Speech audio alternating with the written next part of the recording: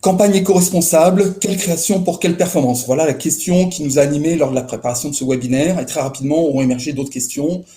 Tout simplement, qu'est-ce qu'une campagne éco-responsable? Qu'est-ce qu'on qualifie de campagne éco-responsable? On y répondra. Est-ce que c'est une campagne comme une autre? Est-ce qu'il y a des tendances en matière de développement durable? Comment les marques concilient-elles les enjeux écologiques et la nécessaire performance économique d'une campagne? Voilà, beaucoup de questions. Et puis j'imagine que vous-même, vous en aurez qui vont émerger lors de notre échange. Et donc, vous avez sur votre droite le chat, voilà, qui commence à se remplir, et puis la possibilité de poser vos questions, de commenter en direct sur le chat. Et nous ferons une petite pause à mi-parcours de cette table ronde pour aborder et poser quelques questions à nos intervenants. Et puis nous y reviendrons plus largement pour 10 minutes de questions-réponses à la fin de notre échange. Allez, c'est parti pour 45 minutes d'échange. Et je vais vous présenter nos intervenants. Nos intervenants ce matin sont Gildas Bonnel, fondateur et président de l'agence CIDIES, qui est aussi président de la commission RSE de la ACC. Bonjour à tous. Agathe Hoffmann, responsable marque et communication de l'imprimeur en ligne Exaprint. Bonjour à tous. Guillaume Jaccarini, directeur du marketing et de la stratégie de Clear Channel France. Bonjour à toutes et à tous. Et Ous Ouzani, directeur général délégué de Camaïeu en charge du marketing et du digital. Bonjour. Alors, merci à tous d'avoir accepté notre invitation, à nos intervenants. Nous allons faire un rapide tour de table pour vous permettre de vous présenter et de nous dire comment vous intégrez les notions d'éco-responsabilité dans votre quotidien professionnel. Alors voilà, rapidement, parce qu'on va y revenir tout au long de cet échange. Agathe, à vous l'honneur. Bonjour à tous, donc je suis Agathe Hoffmann, je suis responsable de marque et communication pour l'imprimeur en ligne Exaprint. Donc pour la France. Donc Exaprint est une plateforme d'impression en ligne aussi appelée Web2Print qui a été lancée en 98 à Montpellier.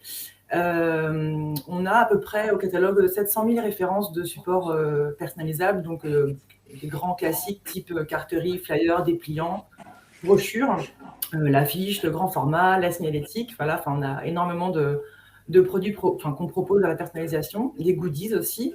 Et on accompagne plus de 40 000 clients. Donc voilà pour la présentation. Et concernant notre présence sur ce webinaire, en fait, on a, forcément, comme toute industrie, on a un impact environnemental réel.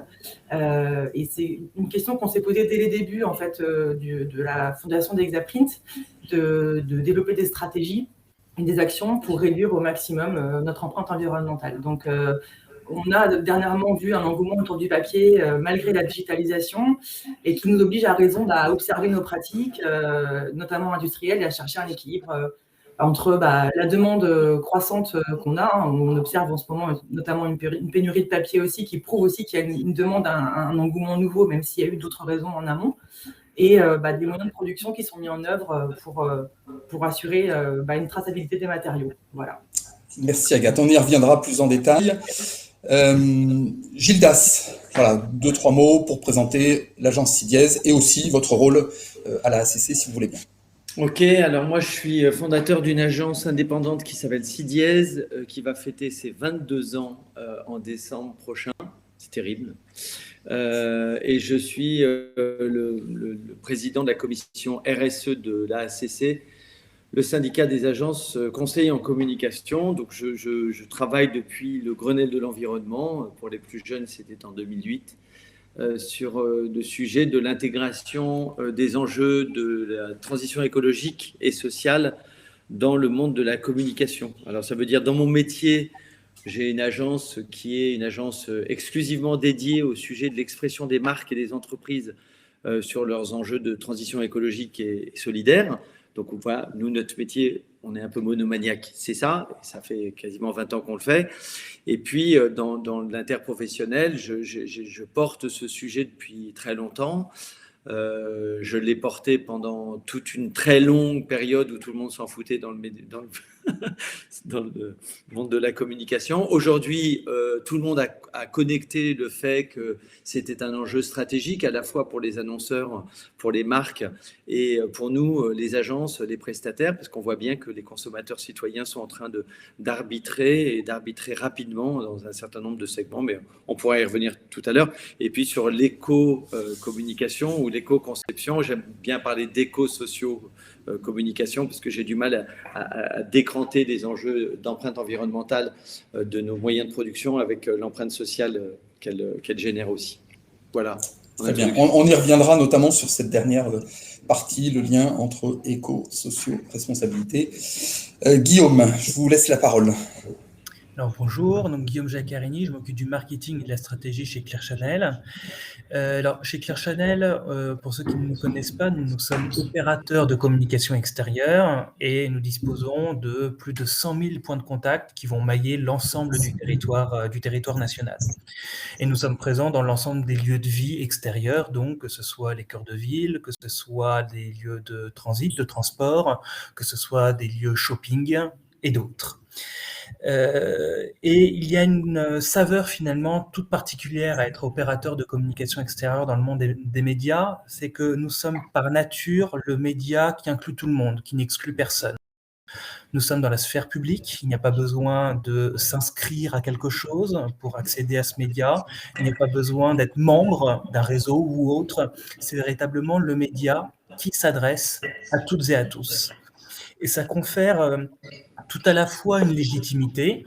Il y a une légitimité pour les annonceurs à communiquer en publicité extérieure, à se dire que le message qui va passer, ce ne sera pas un message qui va être vu, peut-être discuté dans la sphère privée, mais bien aux yeux de toutes et tous dans la sphère publique. Ça confère une certaine légitimité, ça met ce média un petit peu à part, mais ça confère aussi une responsabilité. Et avec les responsabilités, justement, des responsabilités en particulier sur les problématiques éco-responsables. C'est pour ça que nous, on se voit comme une plateforme qui est au service des marques, bien sûr, est tout aussi importante au service de l'utilité collective. Avec nous, notre objectif, c'est d'atteindre les objectifs médias de nos clients, tout en ayant un impact positif sur l'ensemble de l'environnement, sur l'ensemble du monde qui nous entoure. Merci Guillaume. Et pour finir ce petit tour de table de présentation, Ouzani, je vais vous demander de vous présenter aussi. Bonjour à tous, écoutez, je suis ravi d'être là. Je suis directeur général délégué de Camailleux, en charge du digital, de la data et du marketing. Donc Camailleux, je pense que c'est une marque que beaucoup d'entre vous connaissent, notamment les femmes, puisqu'elle accompagne les femmes depuis 1984. On a la particularité d'être une marque de mode accessible et qui est engagée en fait dans une profonde refonte à la fois de son positionnement, de sa stratégie, en se basant sur ses valeurs et ses points forts. Aujourd'hui, on est ce qu'on appelle une marque de proximité, hein. On a 512 magasins en France, donc qui maillent le territoire, et on a coutume de dire qu'on a un Camailleux généralement à moins de 30 km de chez soi. Et notre volonté, c'est d'habiller toutes les femmes. Et on va le revoir après. Donc on est en part de marché la première marque de prêt-à-porter féminin en France.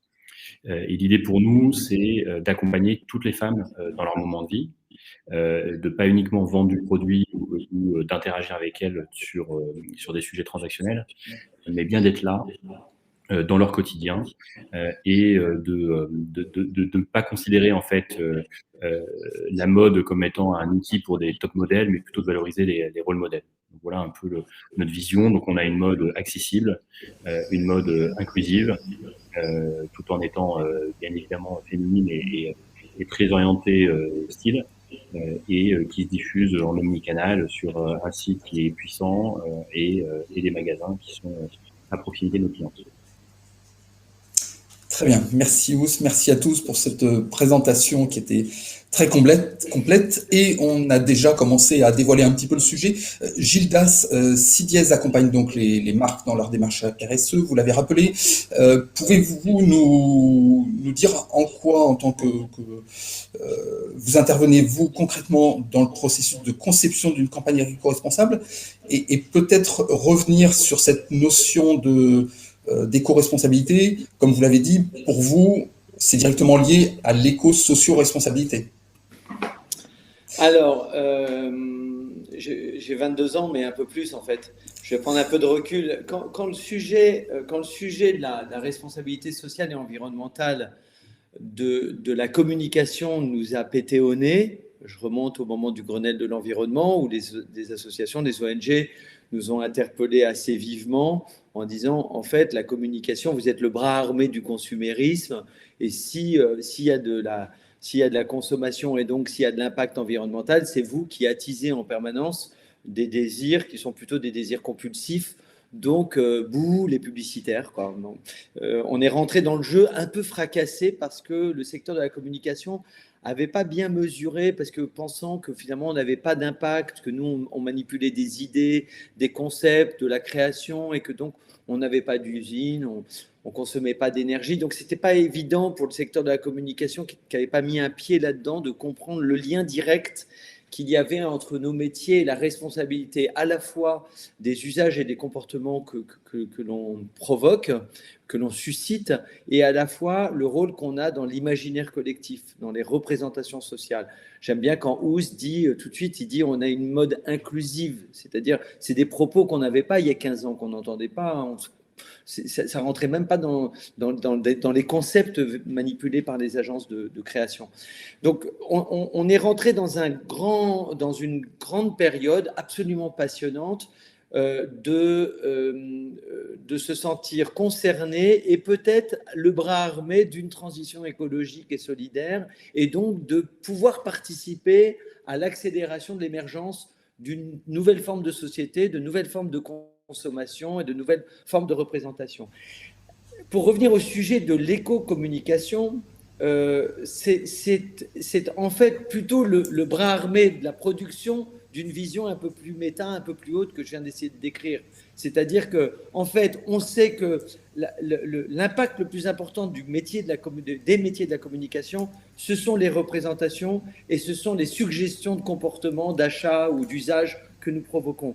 Mais le deuxième pilier de notre responsabilité, c'est l'éco-socio-conception. C'est-à-dire qu'on a pensé que notre production, ce n'était pas grand-chose. Bah si, notre production, le Tour de France, c'est peut-être l'événement qui génère le plus d'impact carbone en France, mais l'affichage, je le dis à mes amis de Clear Channel ou de JC Decaux, ou le flying, et je le dis à La Poste, qui est mon client et qui fait un travail extraordinaire, le digital, qui a un impact carbone monstrueux compte tenu des serveurs et de ce qu'on est en train de faire en vidéo dans nos campagnes. Donc, en fait, il nous faut gérer les deux, c'est-à-dire qu'il faut que l'éco-socio-conception soit le bras armé d'une communication plus responsable, c'est-à-dire d'une communication qui à la fois doit avoir des messages qui prennent en compte les impacts induits dans la société et dans les comportements, mais on a de sens si on le fait, si on y réfléchit vraiment, que si on utilise des modes de production qui sont aussi mesurés. Et c'est le cas de ce que vont raconter aujourd'hui Agathe et Guillaume. Guillaume, j'ai oublié votre prénom. Ouais, Agathe et Guillaume. C'est-à-dire comment est-ce qu'aujourd'hui les prestataires de services peuvent nous apporter un appui pour qu'on soit dans des productions plus mesurées.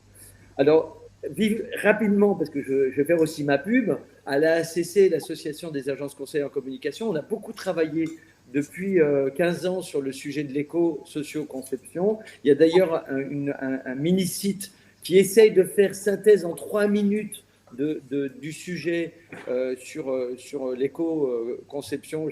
On va l'afficher tout de suite à l'écran et donner le lien. Pardon, Gildas. Voilà. Le chat passé. Donc, je vous invite à aller voir parce que finalement, on sait que le temps de cerveau disponible d'un créatif, c'est parfois court au moment où il se pose la question. On a essayé de donner des questions et des réponses très rapides, faire synthèse en fait en disant outil par outil, à quoi je dois penser et où est-ce qu'il y a de l'impact dans ma production. Et puis, parce que je suis aussi un communicant et un publicitaire, je fais une pub sur la Bible, je ne sais pas combien vous êtes de connectés, mais l'ADEME, qui est l'Agence de la transition écologique, avec qui je travaille beaucoup, a publié un nouveau guide de la communication responsable qui est vraiment à vous offrir à tous pour Noël ou pour votre fête, parce que c'est un outil hyper pratique qui permet de bien qualifier tout ce dont on va parler aujourd'hui. Ça y est, j'ai fini. Voilà, et ce guide, vous pouvez vous l'offrir d'autant plus facilement qu'il est gratuit, il est téléchargeable sur le site de l'ADEME. Non, non, ça c'est Pardon. pas vrai. Il est téléchargeable, D'accord. mais non, il est payant, il coûte 12 Pardon, euros. excusez-moi. Vous savez, les pouvoirs publics n'ont plus l'argent qu'on avait avant.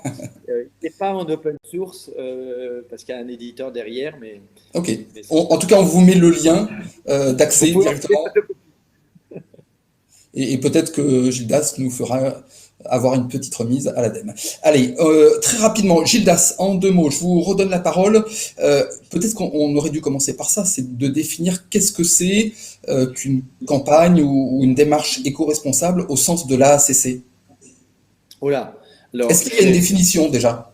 Alors, on a défini la responsabilité dont je parlais tout à l'heure, c'est-à-dire la responsabilité de nos métiers en agence, c'est-à-dire le pilier 1 qui est la responsabilité des messages, le pilier 2 qui est l'éco-socio-production ou l'éco-communication, et le pilier 3 qui est la gouvernance des agences, c'est-à-dire quelle est la relation qu'on a entre agences annonceurs, quelles sont les conditions de travail d'un collaborateur, comment on gère les talents, etc., etc. La formation. Donc, si je reviens sur le pilier 2, en fait, la définition, ce n'est pas une définition de la ACC, c'est une définition qu'on partage avec l'ADEME. D'ailleurs, sachez qu'en open source, on a fait un cours de communication responsable avec l'ADEME. Donc, vous pouvez aller le télécharger, je vous mettrai le lien, qui est hyper intéressant et éclairant sur tous ces sujets-là. Et l'éco-socio-conception, c'est tout simplement prendre en compte dès le brief, dès le début de la conception d'une campagne, les impacts sociaux et environnementaux que va avoir la production. Et donc, c'est assez facile de se dire, OK, j'ai l'intention de faire une campagne multicanal, je vais faire de l'affichage avec Clear Channel, je vais faire du print avec Exaprint et je vais faire un bel événement avec qui sais-je. Et donc, je dois absolument dès le début de la conception, chercher les prestations, les formats qui sont les plus en adéquation avec la performance attendue et l'empreinte sociale et environnementale que j'aurai derrière. Alors, je sais bien que manipuler social et environnemental, c'est compliqué. Vous savez, c'est comme quand vous faites les courses, on a des injonctions contradictoires et on est en plein paradoxe dans nos choix. Parfois, on se dit, est-ce qu'il faut que j'achète bio qui vient de loin ou est-ce qu'il faut que j'achète le fruit de saison du département d'à côté? C'est un petit peu la même chose. L'essentiel, c'est de se poser et de réfléchir. Et nous, dans la filière de la communication, on est en train de faire un énorme chantier depuis la Convention citoyenne pour le climat, de façon à ce que les médias, les prestataires soient capables de vous éclairer sur les impacts environnementaux, l'impact carbone, donc l'impact climat, mais aussi les impacts sociaux. Et c'est hyper intéressant quand Agathe nous dit 90% de sa production de mémoire, c'est une production régionale française. Oui, ça fait moins de camions sur la route, ça fait du boulot. On n'est pas payé pareil quand on est payé en France que quand on est payé en Pologne. Voilà, j'ai peur de prendre trop de temps. On va y revenir, et merci en tout cas Gildas de cette explication, définition très claire. Ous, je reviens vers vous. Justement, cette éco-socio-responsabilité, c'est tout le sens de la refondation de la marque Camaïeu que vous évoquiez tout à l'heure. Exactement, en fait. En fait, il y a 2 sujets. Il y a un sujet qui est un peu culturel marché, et en fait, une marque aujourd'hui qui n'est pas éco-responsable est une marque qui est destinée à disparaître. Donc ça, c'est un point dont on a bien conscience, mais globalement tous les acteurs. Là, j'invente rien du tout. Et puis il y a aussi un sujet qui est propre à Camaïeu, c'est-à-dire que derrière, c'est parfaitement en adéquation avec notre ADN de marque. Et ce sujet-là, il est prégnant. il est prégnant parce que nous, on conçoit la RSE avec les deux aspects, hein, l'aspect environnement et l'aspect société. Et souvent, on focus beaucoup sur l'éco-responsabilité, donc il n'y a pas de débat et je vais vous expliquer aussi un peu ce qu'on fait. Mais parallèlement, nos engagements sociétaux sont là aussi pour entre guillemets, fermer le cercle et donner de la cohérence à ce qu'on peut faire au quotidien. Côté éco-responsabilité, on a fait un boulot assez énorme et qui a été, je dirais, presque drastique sur ce sujet. Et sans forcément, notre particularité, c'est qu'on ne fait pas de promesses. C'est-à-dire que, contrairement à certains acteurs que vous voyez peut-être qui s'engagent sur des taux de produits éco-conçus, par exemple, à horizon 2025 ou 2030, nous, on est plutôt, mais c'est aussi notre ADN de marque, qui fait qu'on est là plutôt pour donner des preuves et pas pour faire des promesses. Donc là, aujourd'hui, on a à peu près 50% de notre collection qui est éco-conçue. Là, on parle bien de produits, hein, c'est-à-dire que soit on fait appel à des matières bio, matières recyclées, à des empreintes dans la conception qui sont fortement réduites en termes d'impact environnemental. On a baissé notre part de fournisseurs. Alors, je ne sais pas si vous savez, hein, beaucoup d'acteurs de la mode accessible se fournissent historiquement en Asie. On a fait passer la part de nos fournisseurs Asie de 95% presque à 65-70% aujourd'hui, en moins d'un an. Donc, quand je vous parle de quelque chose de drastique, c'est le cas. Donc, on conçoit des produits aussi inclusifs hein, en termes de taille, en termes d'impact sociétal. C'est tout aussi important d'inclure en fait l'ensemble des morphologies, l'ensemble des typologies de consommatrices et de clientes. Et puis derrière, on anime aussi notre relation à notre cliente avec, on va dire, avec un niveau de prise de conscience éco-responsable. C'est-à-dire qu'aujourd'hui, par exemple, on a intégré ce qu'on appelle la garantie yo-yo, qui était un de nos gros buzz en début d'année scolaire, à partir du mois de septembre. Notre garantie yo-yo permettait en fait à chaque femme de changer de jean dans l'année qui suit l'achat du jean, si jamais elle change de taille, donc pour une taille de plus ou une taille de moins. Parce que en fait, on met pas de pression aux personnes qui font un yo-yo dans leur poids. Moi, ça m'arrive à titre perso. Bon, je suis pas une cliente Camaïeu, mais en l'occurrence, on a des clientes aujourd'hui qui peuvent prendre du poids, perdre du poids pour un certain nombre de raisons qui lui sont propres. Et donc, nous, on considère que ça doit pas être un frein. Et donc, plutôt de leur vendre deux jeans en se disant on va faire beaucoup de chiffres, on leur propose d'échanger le leur pour un autre et celui qu'on récupère, on le remet dans le circuit. On s'engage en fait tous les mois aujourd'hui auprès d'associations. Donc on est historiquement en fait très en lien avec des associations en fait qui luttent contre le cancer du sein, des associations de réinsertion de la femme ou qui luttent contre les violences faites aux femmes. Et désormais, on a chaque mois une cause à laquelle on s'associe. Et systématiquement, en fait, on crée un produit pour cette cause et on reverse l'intégralité de la marge et pas que des bénéfices à l'association.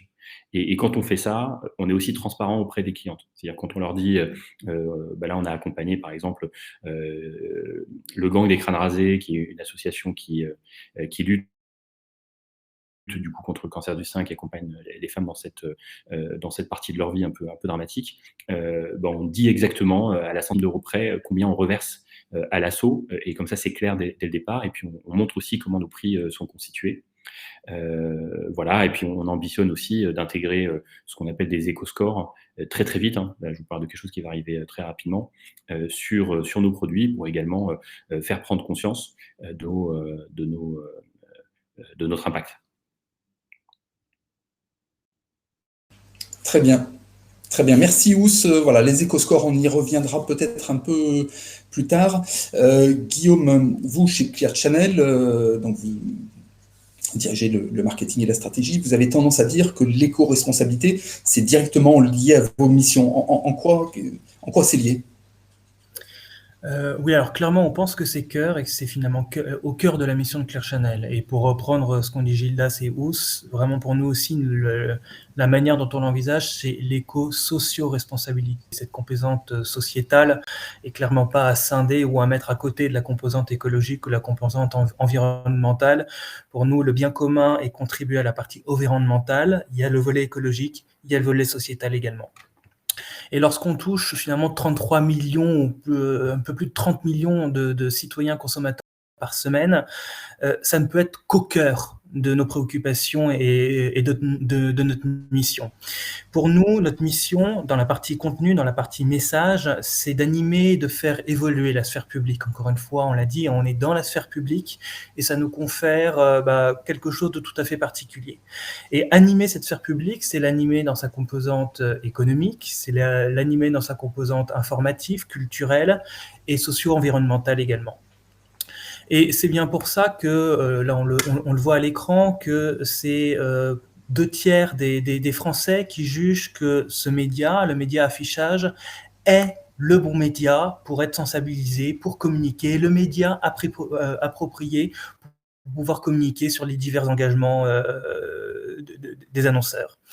C'est plus de 70% également des Français que des campagnes de type sensibilisation citoyenne, reportages divers, sont susceptibles de les faire prendre conscience des différents enjeux et impacts socio-environnementaux.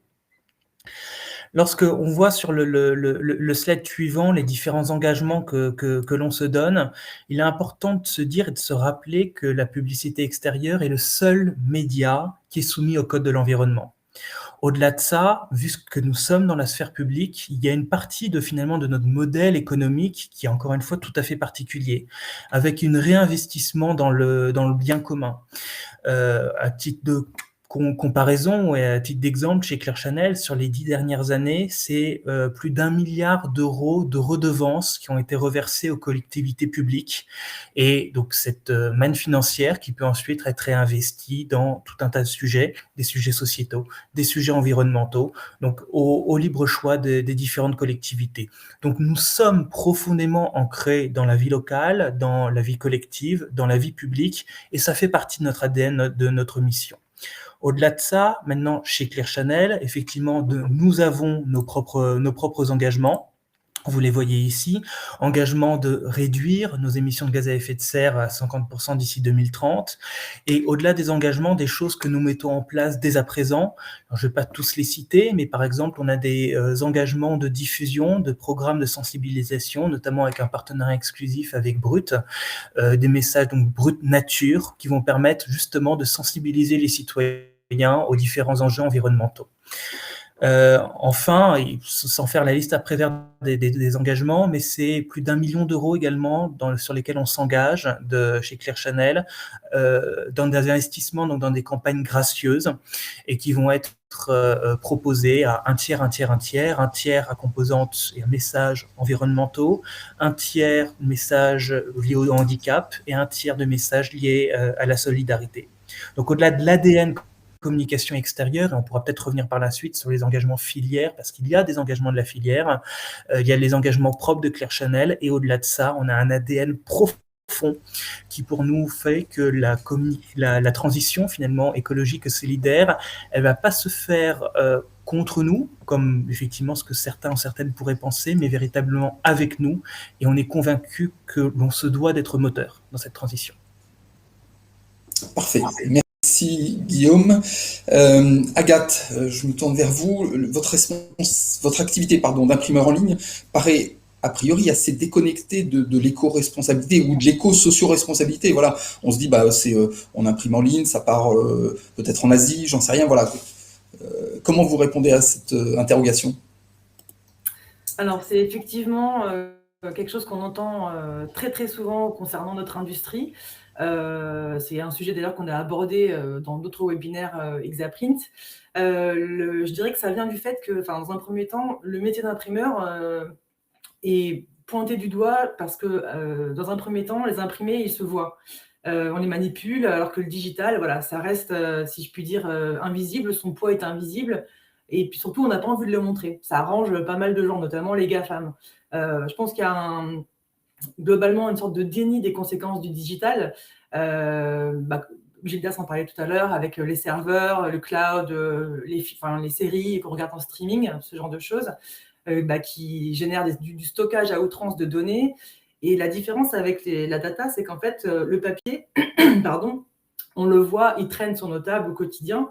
Et donc, spontanément, personnellement, je le fais, je trie. Je trie parce que soit j'ai payé ma facture, ou soit je la range ou je la jette. Voilà, donc ça nous encombre. En fait, le papier, c'est physique, on va nécessairement le trier et prendre le temps de se désencombrer de ces éléments-là, en fait. Alors que dans le digital, en fait, on ne le voit pas, il ne nous encombre pas physiquement et il reste. Je pense qu'on est très peu à trier nos mails, à supprimer les mails qu'on a envoyés, à vider. Il y a beaucoup de gens aussi qui ont beaucoup de boîtes mail différentes et qui ne les consultent pas nécessairement. Donc, tout ça, ça reste stocké, ça reste dans des serveurs. Et donc, il y a forcément un impact qu'on ne voit pas. Donc, de ce point de vue-là, le papier, c'est, on va dire, c'est le bouc émissaire, entre guillemets, de son secteur, ou en tout cas de la communication, quand on compare le digital et le papier, parce que, voilà, il est là et quand on voit des piles de catalogues Ikea, notamment, qui a d'ailleurs supprimé ses catalogues, on peut se dire, tout ce papier, toute cette impression, c'est hyper polluant. Donc déjà, ça, c'est le premier point. Après, en termes de déconnexion sur l'enjeu éco-responsable, là aussi, en fait, pour faire le lien avec ce que j'ai dit précédemment, sur l'invisibilisation de la pollution digitale, c'est aussi sans parler de l'enjeu de ce qu'on va chercher pour utiliser donc cette technologie, donc les terres rares, ce qu'on appelle aussi les minerais du sang, qui génèrent, qui sont déjà d'un point de vue d'extraction, qui ont un impact écologique catastrophique, et puis qui financent aussi des conflits armés notamment, et qui impliquent de nombreuses populations. Donc ça, c'est aussi un autre point. Donc il y a effectivement un enjeu environnemental et social, ce que nous, on aborde dans notre politique RSE, notamment qu'on met en œuvre en impliquant des publics très variés. On a d'ailleurs à ce propos un index égalité homme-femme qui est assez bon par rapport à d'autres milieux de l'industrie. On est sur le siège d'Exaprint à 96, un ratio 96 sur 100, et à l'usine à 84 sur 100, parce que nécessairement, c'est des métiers plus durs, où on a plus d'hommes qui travaillent sur les machines, mais c'est quand même un ratio qui est quand même assez satisfaisant. Exaprint est aussi engagé en fait, sous différents aspects, notamment pour l'inclusion des différents publics. On a actuellement dans les rues de Montpellier une campagne de recrutement. C'est la première fois qu'Exaprint se lance dans un projet donc, de communication avec JC Deco, donc de diffusion d'offres de recrutement. Parce qu'on n'arrive pas à trouver des gens formés au métier de l'imprimerie, des opérateurs, des masticotiers, des façonniers. Et devant ce constat-là, en fait, on est dans une dynamique de partenariat avec notamment Pôle emploi. On est aussi engagé avec Facero, donc c'est une fondation d'utilité publique qui a été créée en 1993, qui, ne fait pas que ça, mais qui s'occupe d'inclure différentes typologies de travailleurs, etc. Et à terme, on a aussi ce projet donc je dis bien à terme, je n'ai pas forcément de visibilité, mais de créer carrément un centre de formation intégré à Exaprint qui pourrait générer à la fois donc, de la prise en main et de l'apprentissage de publics qui ne sont pas forcément diplômés et qui sont en recherche d'emploi, et en même temps d'avoir des gens formés et qui soient efficaces sur les différents postes d'impression. En dernier point, la question de l'environnement, forcément, imprimer, c'est peut-être, ça peut surprendre, mais c'est aussi s'inscrire dans une démarche environnementale, dans la mesure où les supports, ce qu'on va choisir comme support, les quantités et les populations qu'on va cibler doivent et sont actuellement, on essaie de le faire le plus possible, clairement déterminés et identifiés. Il ne s'agit pas, comme je le disais précédemment dans un autre webinaire, de faire de l'envoi de masse, de pas personnaliser ses envois et de considérer que on va dire faire arroser les boîtes aux lettres entre guillemets de prospectus sans cibler son public qui va prendre le prospectus et le jeter nécessairement à la poubelle, parfois même sans le trier. Voilà. Pour avoir aussi un ordre d'idée par rapport à notre production, Gildas l'évoquait tout à l'heure, on a effectivement 80% de notre production qui est assurée par l'usine Exaprint Factory, qui est basée à Moguio, donc à une quinzaine de kilomètres de Montpellier. Elle a toujours été située donc, là-bas, donc ça va faire plus de 20 ans qu'on imprime en héros. Et on a 95% de notre stock papier qui est issu de forêts gérées durablement avec une perspective de 100% pour 2022. Donc, on peut légitimement considérer Exaprint comme une entreprise ancrée dans son territoire, sans mauvais jeu de mots, et qui cherche en fait à maintenir un niveau de satisfaction client par rapport aux demandes d'impression, tout en minimisant son impact et en rayonnant sur son territoire et pas forcément aller chercher de la main-d'œuvre en Chine, par exemple, comme tu l'évoquais, Ferdinand. Et dernier point, je suis certainement un peu longue, mais voilà, on a mis en place depuis un peu moins d'un an un dispositif qui est unique en France avec un partenaire donc, qui est leader dans la revalorisation des papiers, qui s'appelle Paprec, et qui nous permet un recyclage, et ça, on est particulièrement fiers, donc un recyclage de 98% de nos déchets. Donc, ça signifie en fait que concrètement, vous pouvez le voir sur les vidéos qui sont en ligne sur Exaprint, ça se manifeste par de grosses bouches, de gros aspirateurs, entre guillemets, qui viennent récupérer toute la gâche et toutes les chutes de découpe de nos impressions et qui partent après dans des containers avec le partenaire Paprec. Voilà. Parfait. Merci Agathe de cette réponse très, très détaillée. Peut-être qu'on reviendra un petit peu sur différents points. Ce que je note effectivement entre ce que dit Agathe et ce que dit Ous, c'est que la question de la relocalisation est étroitement liée à cette question de l'éco-socio-responsabilité. Voilà, peut-être on développera ce point-là un petit peu plus tard. Je vois qu'on a déjà pas mal de questions du public et notamment en réaction aux différentes interventions. Une première question qui s'adresse à Gildas, voilà, qui s'affiche. Tour de France, l'événement qui génère le plus d'impact carbone en France. On est sûr de ça. Il y a une étude sur le sujet. Voilà, je reprends la question de Ludovic Moulard, mais est-ce que tout simplement, voilà, je m'inquiète, moi, en tant qu'organisateur d'événements, de l'impact carbone de mon futur événement. Comment je peux mesurer ça, auprès de qui, etc. Ok, j'ai répondu sur le chat que c'est une base d'études ADEME. Alors, je ne sais plus si c'est entre 1, 2 ou 3e événement, mais en tout cas, j'ai aussi répondu parce que, pour ne pas oublier, parce que c'est important et c'est très pédagogique le cas du Tour de France. Parce qu'en fait, quand on fait une étude d'impact environnemental, on regarde les impacts induits et pas forcément les impacts directs. Les impacts directs, c'est toute la gabegie des produits publicitaires et surtout l'énergie du véhicule, de la caravane du Tour de France. C'est des tonnages de camions, de bagnoles et de motos et de caméras. Mais surtout, l'impact induit un coût énorme parce qu'il y a des millions de gens qui vont voir le Tour de France tous les ans et qui prennent leur voiture individuelle pour traverser le département pour aller voir passer le Tour de France. Et c'est le calcul de cet impact induit qui fait que le Tour de France est si ce n'est un des 3 événements les plus émetteurs. Amaury, l'organisateur, le sait, il travaille dessus, mais c'est un sujet hyper intéressant. Et le site, si le sujet de l'événement, qui est pas un peu hors propos, mais ça reste de l'éco-conception, vous intéresse, le site moteur ou outil le plus intéressant, c'est ADERE, le site de l'ADEME, ADERE. Parfait. Merci Gildas. Ous, une question pour vous. Voilà, en quoi la garantie yo-yo permet-elle aux femmes, aux hommes, pourquoi pas, de gérer ce problème qui touche à leur santé et comment cette initiative ambitionne de participer aussi à une problématique de santé publique? Voilà, Catherine Dupuis qui pose la question.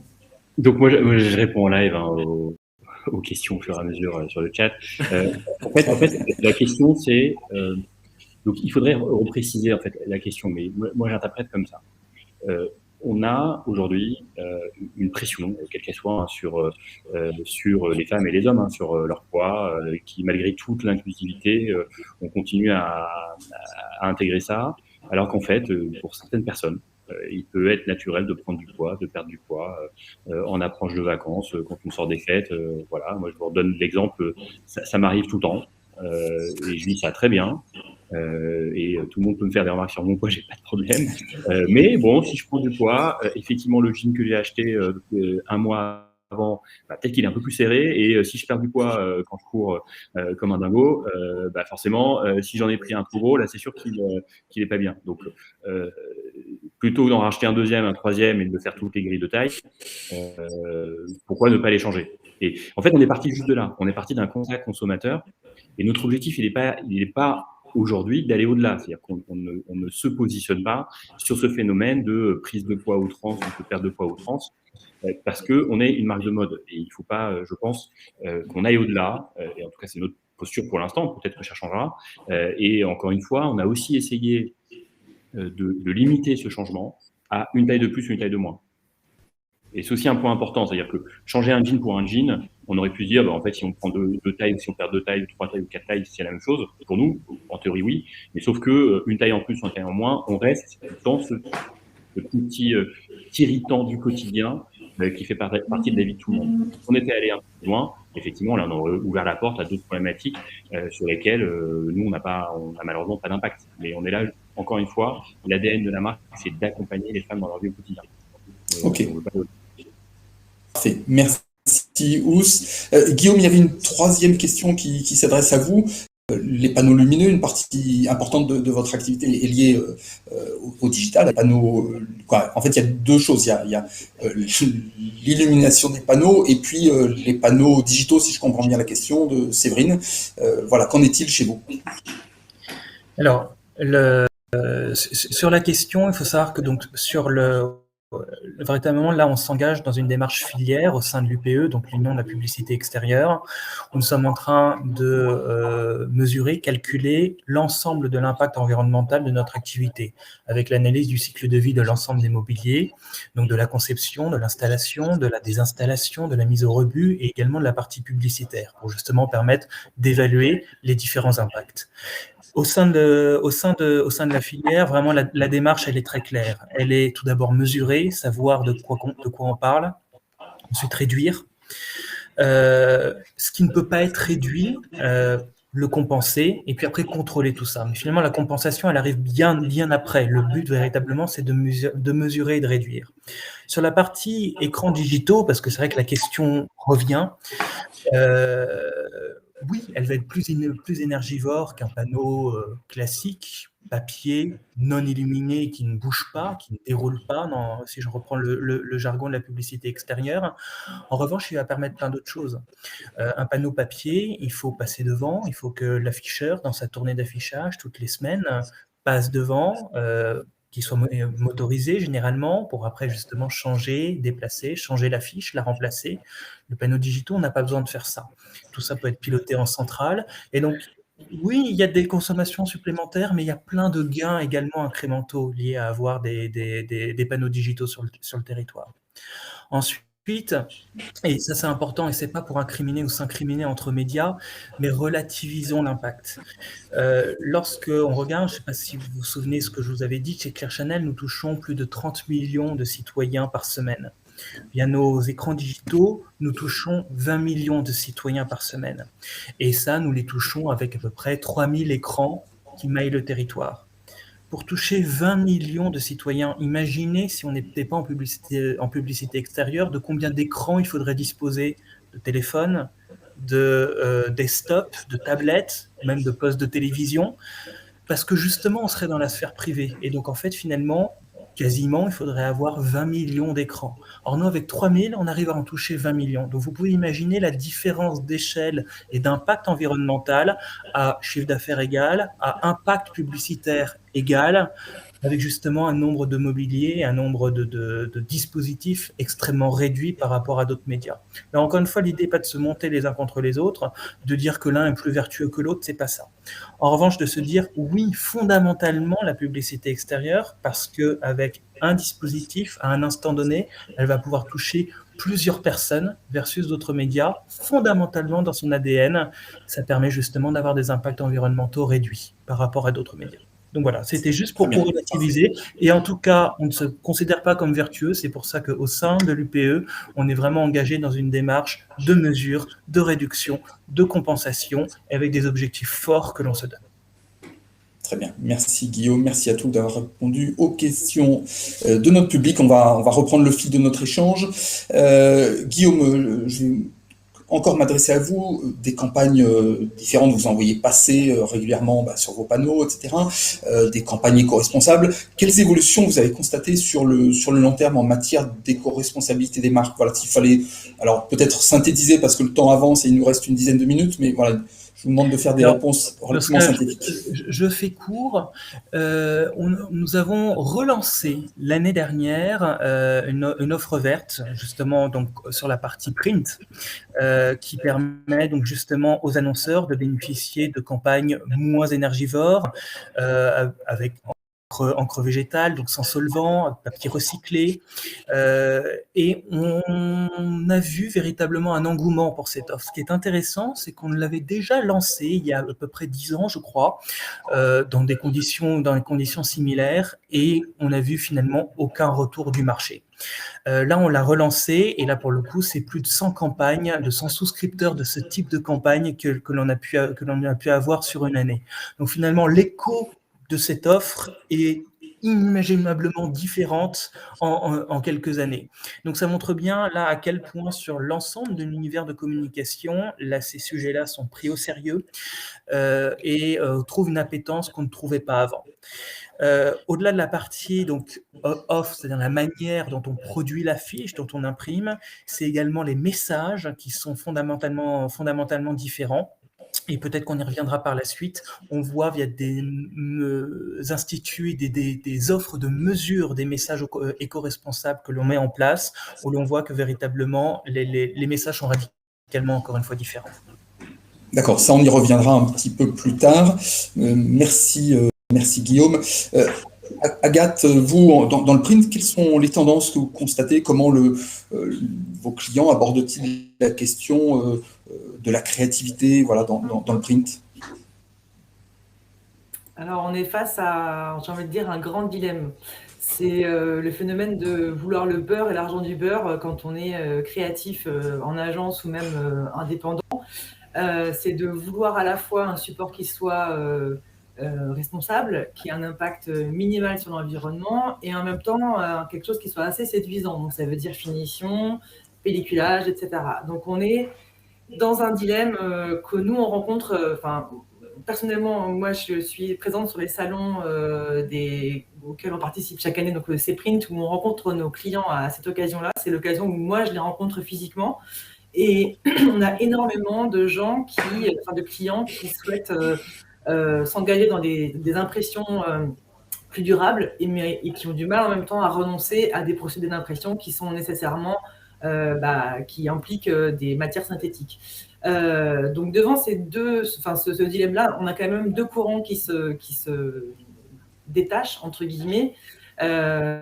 C'est arriver à une sobriété de communication et en même temps conserver la créativité avec ce qu'on peut produire en termes d'impression. Donc, on va avoir, on va dire, 60% de nos clients qui réclament des supports verts et qui veulent savoir ce qu'ils achètent, qui ont besoin de savoir d'où vient le papier et surtout comment ils vont pouvoir le recycler. Face à ça, on a environ 40% de communication, enfin de communicants ou de clients qui cherchent, qui sont dans le domaine davantage de l'impact visuel et de la séduction, notamment avec les finitions haut de gamme, les finitions luxueuses, etc. Donc ça veut dire des dorures, des pelliculages, qui eux, continuent de jouer cette carte-là, de communiquer quelque chose de valorisant en utilisant des technologies de finition qui ont un impact, on va dire, légèrement plus important qu'un simple papier sur lequel on ne va rien apposer. Donc, ils sont souvent tiraillés entre aussi les impératifs qu'ils ont dans la stratégie à l'image de la marque ou l'image du client qu'ils veulent diffuser et les moyens qu'ils vont mettre en œuvre. Donc, de plus en plus, heureusement, on voit des choses qui changent et j'en parlerai après par rapport aux attentes, que ce soit déjà d'un point de vue marché public où on observe déjà une demande dans les appels d'offres, etc. On a systématiquement des mentions qui précisent que tout ce qui va être imprimé va devoir être imprimé sur un papier recyclé, certifié FSC ou PEFC. Voilà, le projet à terme sera réalisé sur un support responsable, entre guillemets. Donc déjà, au niveau des collectivités, on a déjà cette démarche-là qui est faite. Au niveau du grand public et des marques et des clients des marques, de plus en plus, je pense que chacun le voit en faisant ses courses dans les commerces ou même dans la vente à emporter, qui a été réglementée d'autant plus, on va vers des emballages très minimalistes avec un gros regain vers le craft, vers des matières assez épurées. Et c'est ça qui prend le dessus finalement maintenant sur un packaging même de cosmétiques. Je prends l'exemple d'une marque qui a été lancée, je crois que ça fait 2 ans à peu près, une marque de déodorant qui s'appelle Respire, donc qui a développé en fait une gamme de déodorants et de produits de cosmétiques qui sont rechargeables notamment et dont les emballages à chaque fois sont sans pelliculage, voilà, avec quelque chose vraiment de très très minimal et des encres végétales, etc. Donc ça, c'est des choses qu'on observe et finalement, ça devient la marque se trouve valorisée davantage. Et je pense que Ous aura aussi peut-être des choses à dire par rapport à ça, sur comment vous communiquez aussi sur le conditionnement des produits ou des étiquettes. Ou voilà. On passe, c'est ça qui est intéressant, c'est qu'au-delà du greenwashing, on passe vers un statut de marque responsable et engagée, avec une crédibilité supérieure à une marque qui va mettre un emballage avec un suremballage, plus un emballage avec une finition extrêmement brillante ou des pelliculages, etc. Oui. Gildas veut intervenir. Ouais, je voudrais répondre à Blandine qui dit est-ce que vous voulez répondre au sujet de l'intitulé de la conférence? Donc je voudrais prendre 30 secondes. Il est temps de rentrer, vraiment, voilà. Parce que comme il reste 5 minutes, je suis toujours inquiet de décaler par rapport à l'attente. Le sujet que j'ai entendu ici, alors déjà je vais faire mon chiant parce que j'ai été aimable au début, j'entends encore beaucoup de globalisation dans les allégations. Donc je suis aussi là avec ma casquette corporatiste, ARPP, je suis administrateur de l'autorité de régulation professionnelle de la publicité. On ne dit pas qu'un produit est responsable, qu'une campagne est durable. Ça s'appelle des allégations globalisantes. On est plus responsable au regard d'eux, plus vert au regard d'eux. Ça, c'est juste mon côté. D'ailleurs, Gildas, l'ARPP, oui, l'ARPP a aussi édité un guide là-dessus, voilà, qui est très complet. Ça fait 15 ans qu'on martèle qu'il faut fuir toutes les injonctions globalisantes.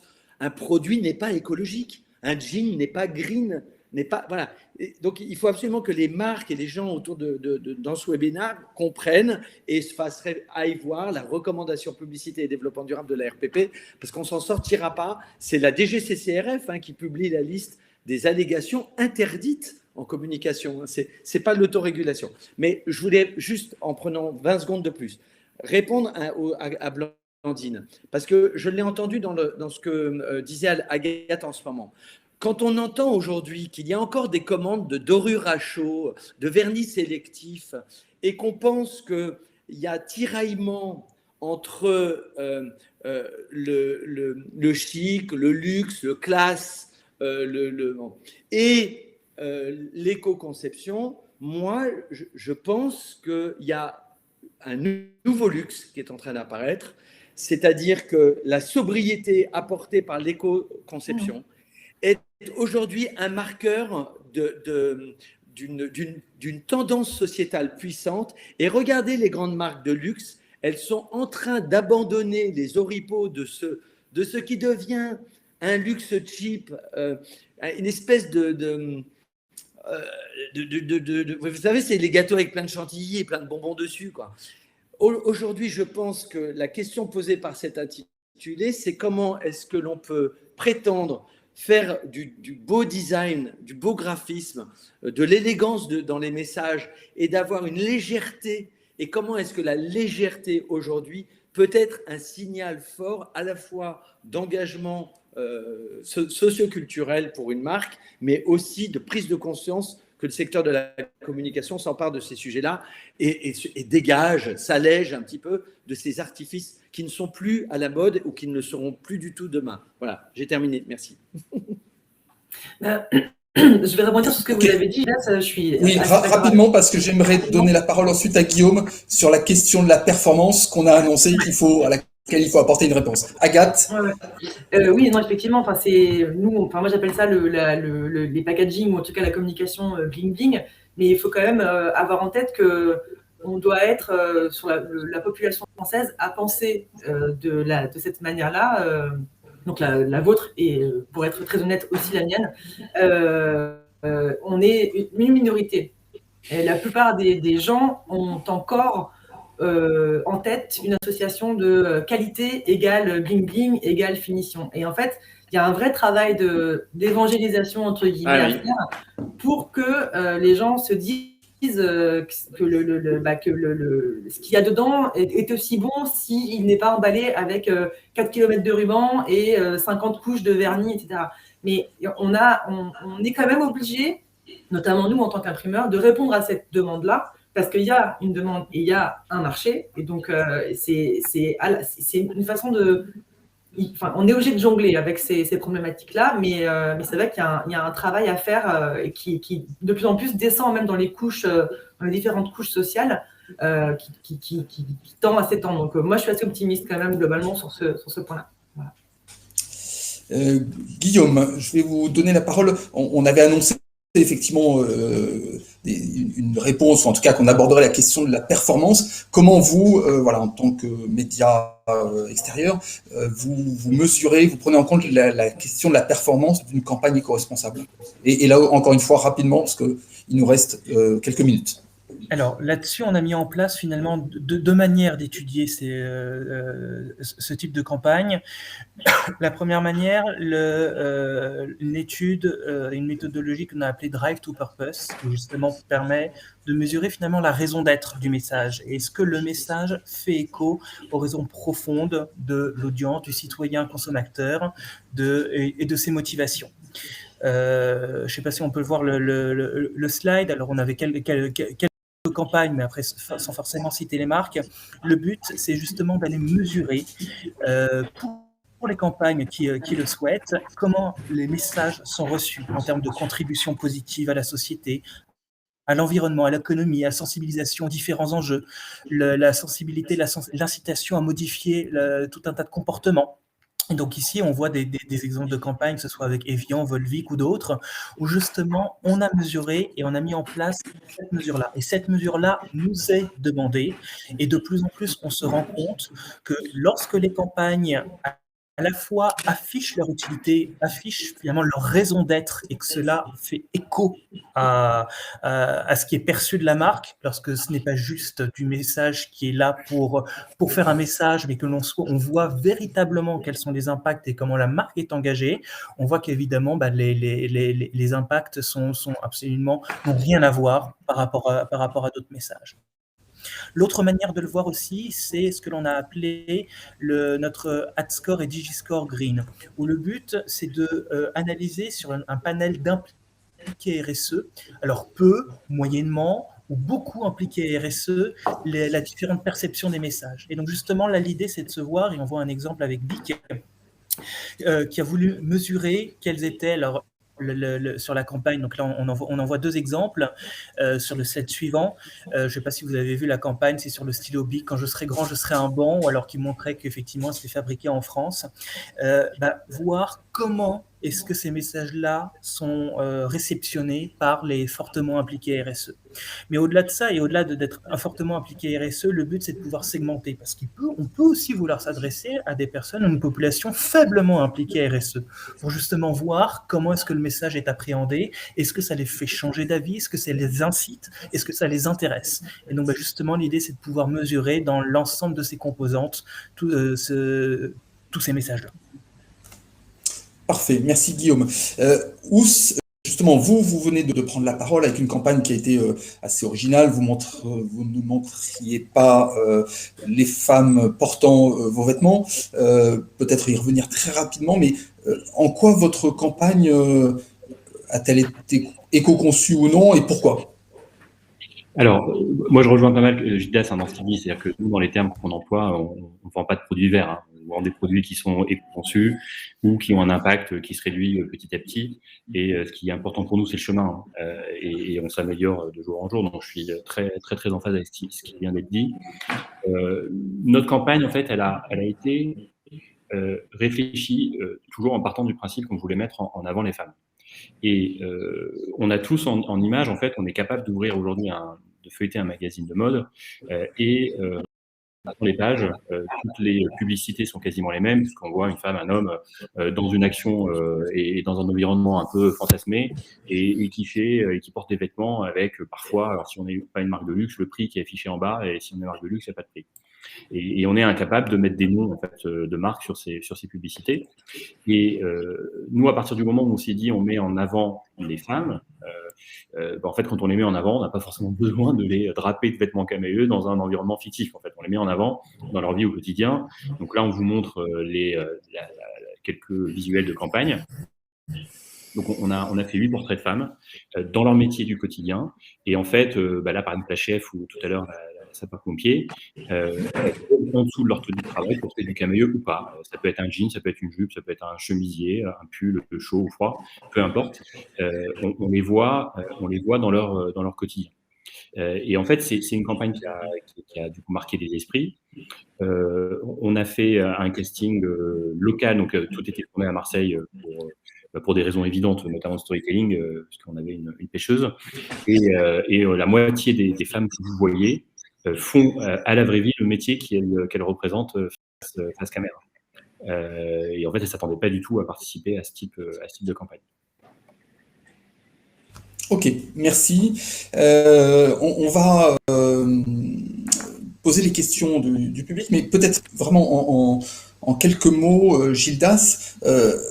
On l'a vu, il y a des enjeux de long terme, mais en même temps un impératif de court terme pour les entreprises. Comment les marques arrivent à concilier tout ça court terme versus long terme? Ah non, je peux pas en 2 minutes. Cette question est trop large. Non, je peux pas. Alors, on fera un webinaire dessus spécifiquement. Oui, non, je prends le ballon pour dire à Ous que cette campagne est magnifique parce que vendre de la valeur d'usage plutôt que de l'usage, mettre non pas le produit au centre, mais la cliente dans ce qu'elle a de global. Et j'avais envie de lui dire, parce que je trouve que vraiment le job est très intéressant. Après, il n'a pas parfaitement répondu au sujet d'éco-socio-conception, c'est-à-dire, moi, ce qui m'intéresse, voilà, dans mon quotidien aujourd'hui, c'est comment est-ce qu'on fait pour mesurer tout ça, quels sont les indicateurs qu'on peut avoir, c'est-à-dire comment est-ce qu'on peut mesurer l'empreinte environnementale. Guillaume en a parlé, l'UPE fait un boulot superbe, on est en train, toute la filière, de mettre en place des outils de mesure carbone, mais il n'y a pas que des outils de mesure carbone de nos créations, de nos productions et des moyens de diffusion, il y a aussi des impacts sociaux. Et voilà, je pense que ce qui est intéressant, et je vous invite à refaire un tour de piste sur le sujet-là, c'est une fois qu'on a parlé de ça, c'est comment est-ce qu'on caractérise les critères, comment est-ce qu'on fait des vrais indicateurs, comment est-ce qu'on peut aider une belle marque comme Camaïeu à se dire, ok, les femmes en question, comment je les ai embauchées, sur quels critères, quelles sont les femmes que j'ai mis en valeur, est-ce que je les ai rémunérées, qu'est-ce qu'elles ont gagné à ce deal-là, qu'est-ce qui s'est passé avec le territoire. Bref, il y a plein de sujets à creuser derrière qui me paraisseraient intéressants. Pardon d'avoir shooté la question. Merci. Non, mais très bien. Merci. Mais c'est très bien. Merci en tout cas pour cette réponse en forme de conclusion. Moi, ce que je retiens de vos échanges, les idées forces, voilà, pour alimenter la réflexion de notre auditoire, c'est peut-être la modestie des acteurs. Vous l'avez dit tous, il faut être transparent, il faut reconnaître qu'on n'est pas green et que, voilà, en tout cas, l'afficher et dire qu'on s'améliore. Il y a la question de la relocalisation, évidemment, qui est clé là-dessus, et en matière économique aussi. Et puis aussi, faire de la pédagogie. On voit bien, il faut continuer à en faire. Gildas, vous l'avez dit. Il y a des outils pour ça. L'ACC, l'ARP, l'ADEME, l'ADER ont édité des guides de bonne conduite et je vous invite à les consulter. On vous les a partagés. Les questions de nos auditeurs. Allez, on va commencer par la première question qui s'adressait à Ous, la question du recyclage des matériaux et peut-être de la deuxième vie aussi des produits chez vous en 1 minute, Ous. Merci. Je vais essayer d'être rapide. En fait, c'est un vrai sujet. Hein. On a été la première marque de mode à lancer une offre de seconde main en dehors des circuits classiques, type de Leboncoin. Donc, on l'a fait il y a presque 3 ans maintenant, dans une formule qu'on a testée pendant 1 an et qui en fait a pas fonctionné parce que en termes de parcours client, elle ne s'y prêtait pas. Donc là, on a repensé le truc, on a rebossé et on a relancé là, il y a une grosse semaine une offre de seconde main qui s'appelle Comeback et qui est mise en test dans une quinzaine de magasins. Donc voilà, donc en fait, quand on parlait d'humilité et de test and learn, en fait, personne ne détient la vérité, donc on teste, on voit avec nos clients ce qui marche pas, on a fait la seconde main, on va en refaire, on va essayer de s'améliorer sur ce sujet. Et puis en parallèle, tous nos produits qui sont défectueux sont upcyclés, c'est-à-dire qu'on les reprend et on les remet dans le circuit. Et puis pareil, c'est des sujets sur lesquels on va mettre en place de plus en plus de choses pour en fait tenir une promesse qui est que notre produit, on prend conscience de son cycle de vie. C'est-à-dire que ça ne s'arrête pas au moment où il quitte la caisse de Camaïeu et qu'il repart dans le sac de notre cliente. Et notre responsabilité, elle va au-delà. Elle va sur comment est-ce qu'il est entretenu, comment est-ce qu'il est pris en main, comment est-ce qu'il est revendu, pourquoi pas il passe d'une personne à une autre, comment est-ce qu'il est remis dans le circuit. Et donc, c'est bien comme ça, avec cette vision transverse, qu'on aborde le sujet.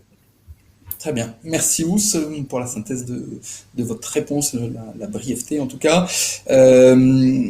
On a une autre question sur la responsabilité des messages. Ça renvoie à un modèle de société. Alors peut-être Gildas, si vous voulez, en quelques minutes. Alors je sais que ça nécessiterait beaucoup plus que 2 minutes, mais... Les modèles de société qui sont voulus. Ah, ok. Non, je vais répondre sur une initiative que moi j'ai soutenue, ma casquette à ACC en partie prenante avec l'ADEME. C'est la checklist de l'UDM, de l'Union des marques, qui est hyper intéressante en fait, qui est un outil qui permet. Alors je fais un pas de côté, pardon, je vais trop vite à vouloir gagner du temps. En fait, la question que vous posez, c'est quels sont les modèles idéaux à véhiculer. Mais nous, le secteur de la communication, de la publicité et des médias, on ne se pose pas la question de se dire quand je vends des fringues ou quand je vends de la mobilité, je ne vends pas un modèle de société idéale. En revanche, ma communication peut contribuer à. C'est-à-dire qu'on s'emploie aujourd'hui à former les communicants, les créatifs, les planeurs et les marques. C'est ce que fait l'UDM, à poser la question de quand vous shootez un film dans une cuisine, quelle est la représentation de la cuisine que vous donnez? Parce qu'en fait, le décor derrière, il participe à un imaginaire collectif. Donc, il y a un certain nombre de questions qu'on pose pour voir, quand on ouvre un frigo, est-ce qu'il est rangé? Quand on ouvre un placard, est-ce qu'il y a du vrac en bocaux? Quand on rentre dans une salle de bain, est-ce qu'il y a 2 fenêtres, une baignoire, une douche, etc. et des produits tout autour? Ou est-ce qu'on est plutôt... Et en fait, c'est travailler à un imaginaire commun que la publicité, sur lequel la publicité est puissante, pour se poser la question de quand on a un type qui sort de chez lui parce qu'il part au boulot, pourquoi est-ce qu'il aile un taxi comme il y a 20 ans, alors qu'aujourd'hui il prend un vélo? Voilà, c'est plutôt être assez humble, mais de se dire que quelle que soit ma marque, quel que soit mon champ d'action, je peux me poser la question de ce qui est induit dans les représentations sociales de ma communication. Je ne sais pas si j'ai répondu un peu. Très bien, parfait. Merci de ce pas de côté par rapport à la question. Et alors, je vais remercier à nouveau tout le monde, tous nos intervenants. Voilà, on a largement dépassé le temps. Il y a plein de questions et je vous invite à aller les poser en direct à nos intervenants. On va y répondre. On va diffuser le replay de cette émission. C'est des questions, évidemment. Sur les sites d'Exaprint et de Stratégie, sur les chaînes YouTube, pardon, et on répondra au maximum aux questions qui ont été posées. Voilà, on va les transmettre à nos intervenants, on y répondra en ligne. Voilà, merci à tous, vous êtes encore très nombreux. Restez encore avec nous quelques instants, on va vous faire un petit cadeau, on va vous diffuser la campagne vidéo de Camaïeu, et puis je vais demander à nos intervenants de couper leur micro et leur caméra. Merci encore, à très bientôt. Merci beaucoup, à bientôt. Au revoir. Au revoir. Merci, au revoir.